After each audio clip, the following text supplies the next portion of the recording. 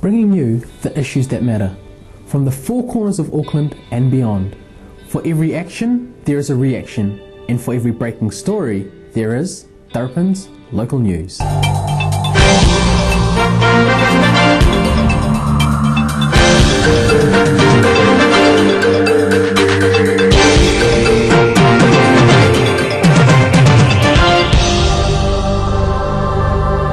Hello and welcome to Darpan's local news. I'm Eva Tolmash. First, a look at the headlines. Construction work for the installation of digital transmitters has begun at the 1B broadcast premises located in Manukau after a spate of complaints galore from the disgruntled subscribers. The management at 1B says the customers' patience will be amply rewarded in the coming weeks. A full house of about 200 people came out to support the calls for Electrify Now campaign, urging the government to urgently fast-track the electrification of the Auckland rail network. Tens of hundreds attend Buddha's Day Multicultural Festival held at the Fo Wang Shan Temple at Flatbush in Manukau. Interpreting in New Zealand, a pathway forward was launched in Auckland City formally by the Office of Ethnic Affairs. A government initiative to support the establishing of a national standard for interpreting. New Zealand Carnatic Music Society, a not-for-profit organisation established in 1999, has secured recognition from the University of Madras for its Institute of Distance Education that prepares the younger generation in learning Carnatic music, languages and Indian culture. A photo exhibition of the Somali is underway, aiming to socially educate and break down barriers through images. And Dr. Sapna Samant is back with a review of the much talked about Mira Nair's movie, The Namesake. Now for the news in detail. Construction work for the installation of digital transmitters has begun at the 1B broadcast premises located in Manukau. This will make 1B the largest vertically integrated media and entertainment company in New Zealand. 1B has an integrated range of businesses encompassing the content to consumer value chain of media and entertainment business. 1B projects are unique in every aspect of content, aggregation and distribution through satellite and digital transmitters.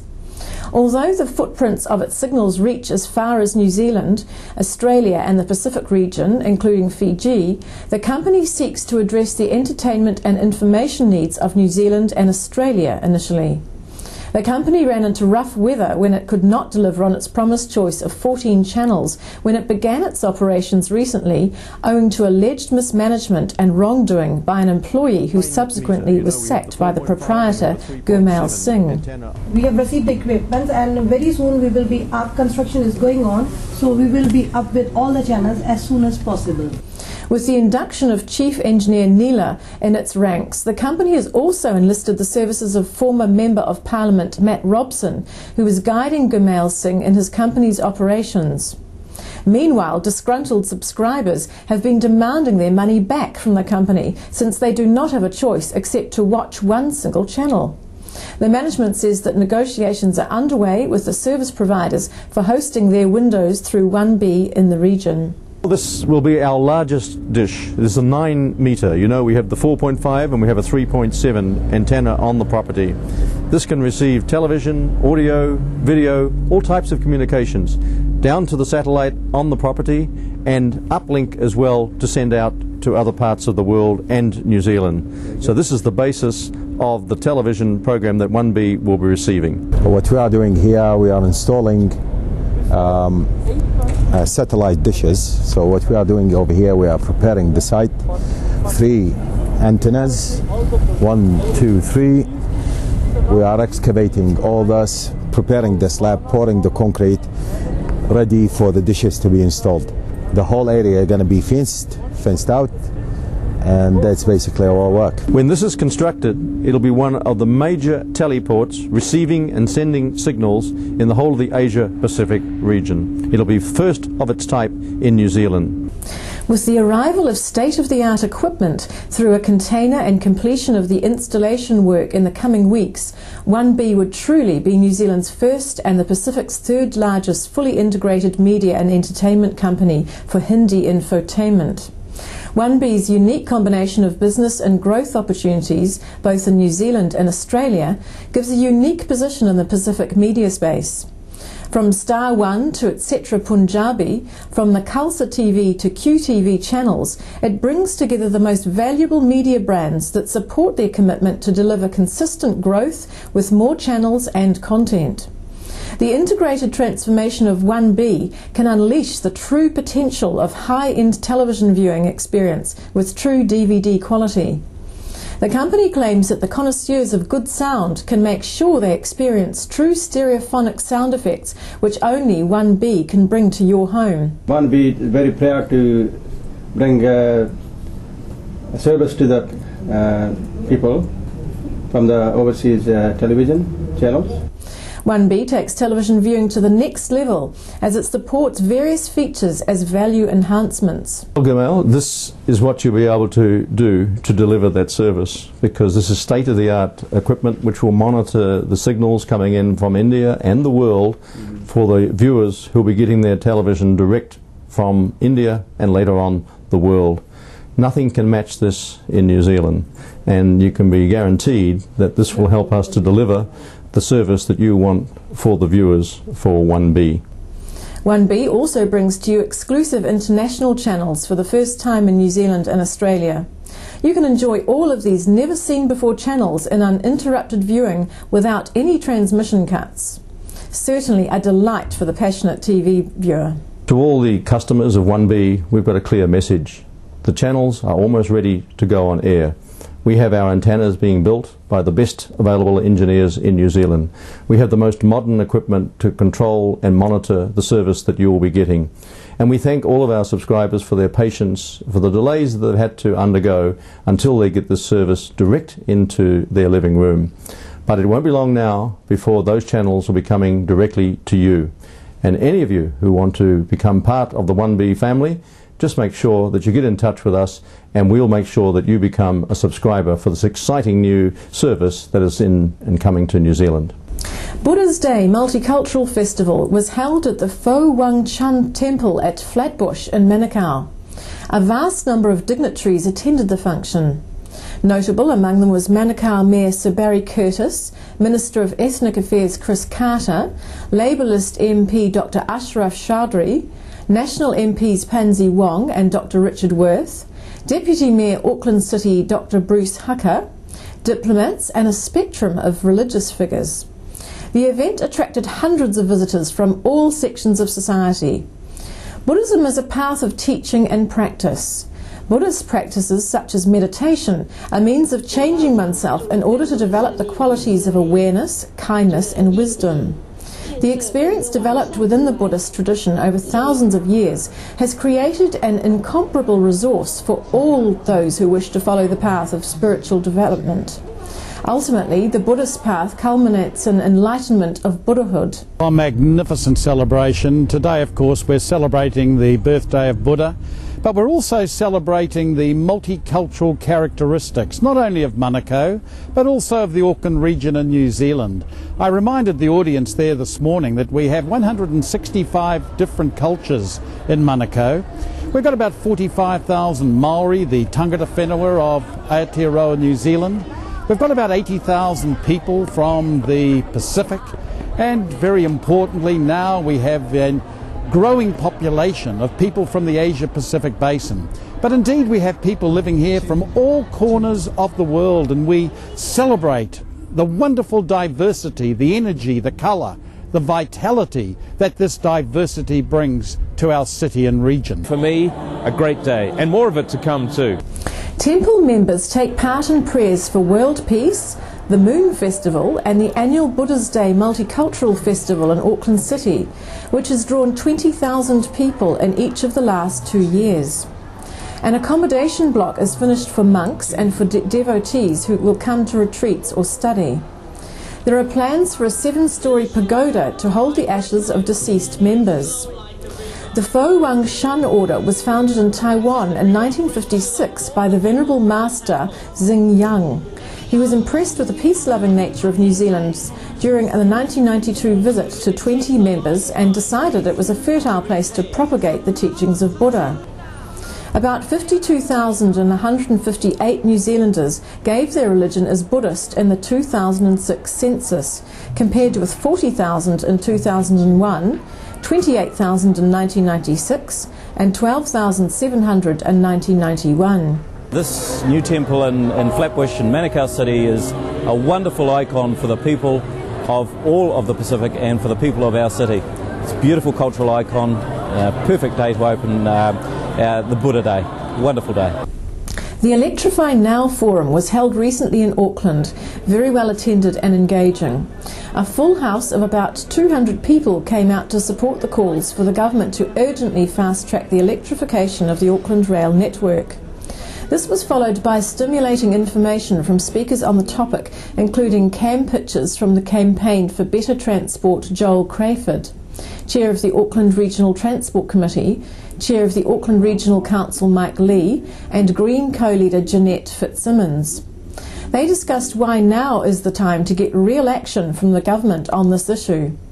The meeting closed with a reminder that Auckland missed the opportunity to go electric a generation ago, and that it mustn't let another generation of degenerated diesel services continue. Wellington, as we know, already has an electric rail network.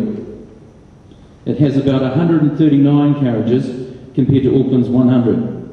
So right now we have a third less trains than Wellington, attempting to serve 4 times the number of people. Arterial infrastructure, like the railway lines that we've seen in Perth, or the busway, but there needs to be service connectivity to where people want to go, not near, not like a kilometre away. The Minister of Finance is currently, seems to be the Minister of Railway, and he is leading the $600 million upgrade of the Auckland rail network, which is happening right now. Let's not waste the next 17 years arguing about whether we need electric rail and when we need electric rail. To achieve that vision as set out by the Prime Minister, we must make the decision to electrify now. Again, Michael Cullen seemed to be reading from the same script. I think it is fair to say that the bulk of public transport in Auckland will be provided by the bus services, and I've suggested frequently to Auckland the best slogan that they can have in terms of public transport is buses need roads too. Line haul public transport in a city like Auckland should be conducted by rail, and so buses would run along local roads in order to feed the rail system, in order to link up across the suburbs, but in well-run public transport systems there is no need for buses to use motorways. So it's a completely bogus argument, but it's a bogus argument that shows how deeply ignorant the Finance Minister's policy advisors are of what a well-run public transport system looks like. Why is it that 100 US cities are building rail at the moment? So perhaps we'll have all the American cities and all the Australian cities, by the way, Brisbane, Adelaide, Melbourne, Sydney, are now following Perth in investing heavily in new rail projects. Perhaps Auckland will be the last city in the world to do it, but that's no great achievement, is it? An e-card campaign is underway. The Green Party is urging everyone to help send a message to the government to set a timetable and financial guarantees to allow the electrification project to get underway quickly. Aucklanders are encouraged to send an e-card to PM Helen Clark, Finance Minister Michael Cullen and Minister of Transport Annette King. The Green Party is working with the Campaign for Better Transport, CBT, to gather signatures on a petition calling the government to urgently agree on an electrification timetable and funding to enable electric trains to be ordered in the upcoming months. Auckland needs more trains now, but should buy electric rather than more diesel, because electric trains are faster, quieter, more frequent and less polluting. The Prime Minister did mention in her speech at the beginning of the year in Parliament, and the pressure is really on. You could see all the different people represented here, all the organisations represented here tonight, that I think the pressure is on to actually announce a timetable for electrification. Electrification of the Auckland Rail is the only realistic thing. It's the only thing that's going to give us the quality of rail service that we need. Diesels just can't do it. They're not fast enough, they don't have the frequency, you can't build a tunnel to connect the southern and the western line because you can't have diesel fumes in a tunnel and asphyxiate everybody. The electric units are cheaper than diesel units. We just need to bite the bullet and build the electrification now, and we can have a high quality first world rail system in Auckland. Well, this has been an issue which goes back quite a few years, but I have to say I'm extremely confident that the government will make a decision this year which will give us the green light to go ahead and electrify Auckland's rail networks. It's a has to have, and I hope a decision is made soon, because it is crunch time with rolling stock. We don't want to purchase a whole lot of diesel trains and then find in 10 or 15 years' time they have to be modified or adapted or sold. And the decision on electrification will change how we design the areas round the rail corridors, will allow us to start thinking about a central underground tunnel, be all sorts of ramifications from it. Interpreting in New Zealand, a pathway forward was launched in Auckland City formally by the Office of Ethnic Affairs, a government initiative to support the establishing of a national standard for interpreting, a platform for those who teach, hire or work in the area and who hold views on how we can rationalise and support excellence in the interpreting profession. Language Line is the telephone interpreting service we use to assist people with little or no English. It's available from Monday to Friday from 9 a.m. to 6 p.m. It's easy to use. After just 9 months in operation, Auckland City Council's partnership with a phone translation service has proved popular, mostly with customers speaking Chinese dialects. Language Line provides a telephone interpreting service for non-English speaking customers. It is operated by the Office of Ethnic Affairs and can be accessed by calling Auckland City Council on 379 2020. It can service 37 languages, and an interpreter is usually available within 2 minutes of a request. A three-way call then takes place between Auckland City Council, the customer and the interpreter. Language Line has been a significant step towards improving communication between the Council and ethnic communities, says Councillor Kathy Casey, Chairperson of the Community Development and Equity Committee. Auckland City Council uses Language Line for about 50 calls per month. The majority of calls relate to food safety and hygiene courses. Other callers want general information about things like rates, parking, building consents and dogs. And as we grow, people have come from all parts of the world. And to understand each other, we need interpreters and translators.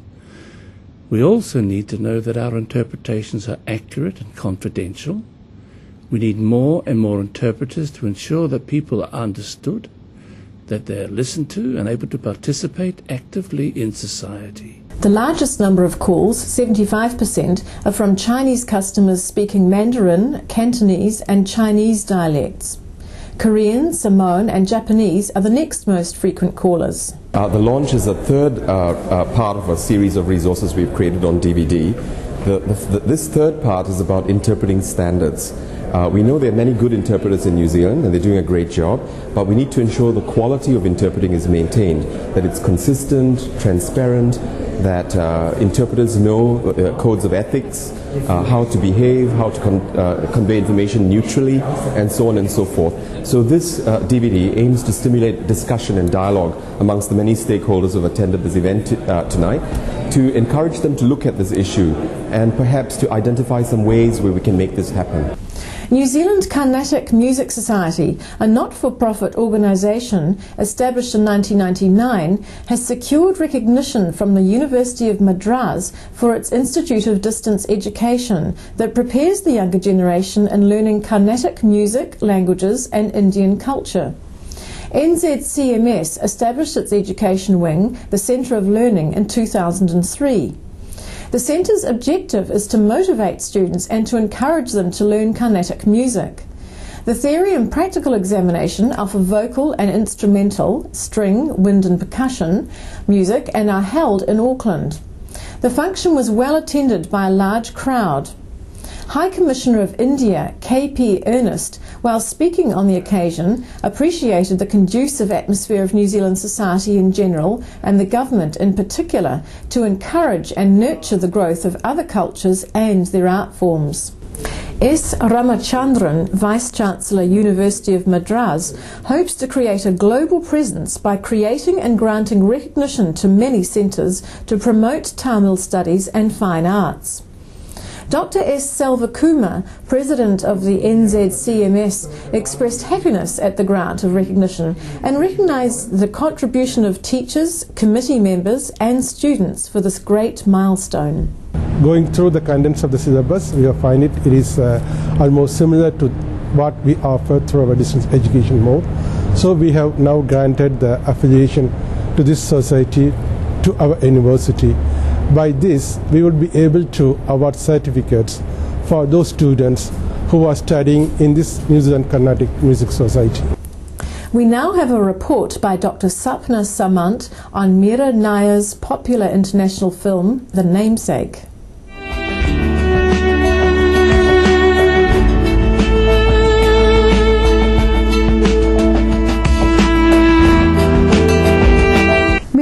New film The Namesake releases on the 5th of April at the Academy Cinema in Auckland. The Namesake is based on a novel of the same name by Jhumpa Lahiri. Jhumpa, an American-born Indian, won the Pulitzer Prize for her first book, The Interpreter of Melodies. Now, it's really hard to adapt books into screenplays, but Sunita Arapurwala has managed to condense the book, spanning decades, into 2 hours. The film begins in Calcutta, where Ashok, played by Irfan Khan, has gone to see his prospective bride Ashima, played by Tabu. The two of them get married and move to cold New York. Here they settle in and adjust themselves to the alien ways of the American world, and as migrants do, replicate their own culture as best as they can. Unfortunately, the distance from India means that when they have to name their firstborn son, they do not have a good name approved of by the elders. So Ashok and Ashima decide to call their son Gogol after the Russian writer Nikolai Gogol. And thus begins the life of a new generation born in America. The Namesake encapsulates the trials and negotiations of middle-class migrants and how their children grow up to define their own multicultural space. Tabu and Irfan Khan have given superlative performances and captured the essence of Ashok and Ashima. And Kalpen gets right into the character of Gogol Ganguly. The rest of the cast is adequate too. It is really Meera Nayar's best film to date. Thanks to her, there is no exoticism and no melodrama of tradition-bound parents and rebel children. Instead, she brings out the contrast and connections between Calcutta and New York very well. Both cities have an extensive rail network, which is an integral part of the story.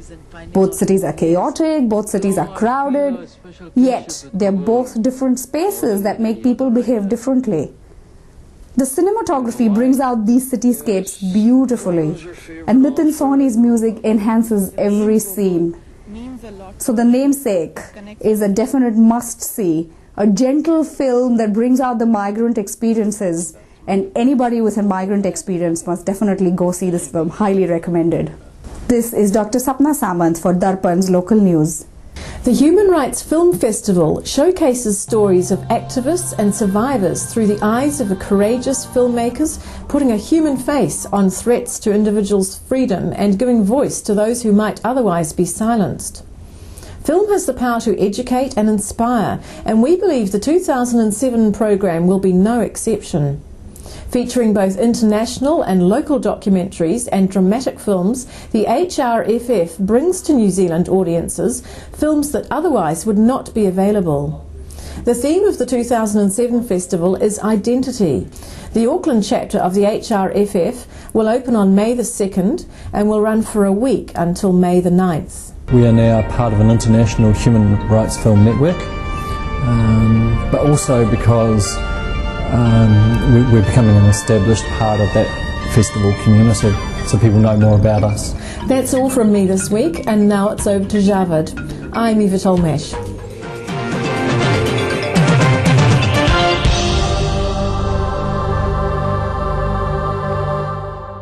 Now it kind of seems cliched that I have to say it over and over and over again, but another week and another episode completed. Was it good? Was it brilliant? Guess what? I would really like to know. So keep channeling your feedback, the good, the bad and the ugly on info@teamworkproductions.co.nz. And also guys, please take the time to see what's the latest and greatest, jump onto the net and log into www.teamworkproductions.co.nz. Thought of the week? The only place where success comes before work is in the dictionary. No quick bucks to be made, my friends.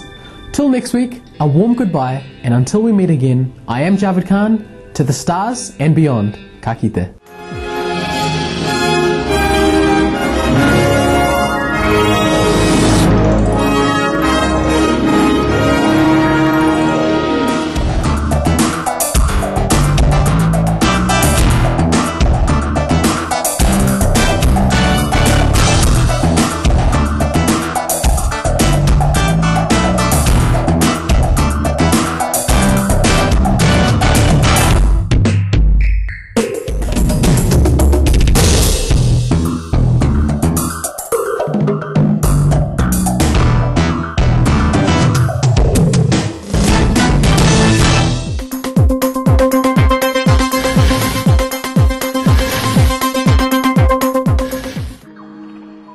This program has been supported in part by New Zealand On Air.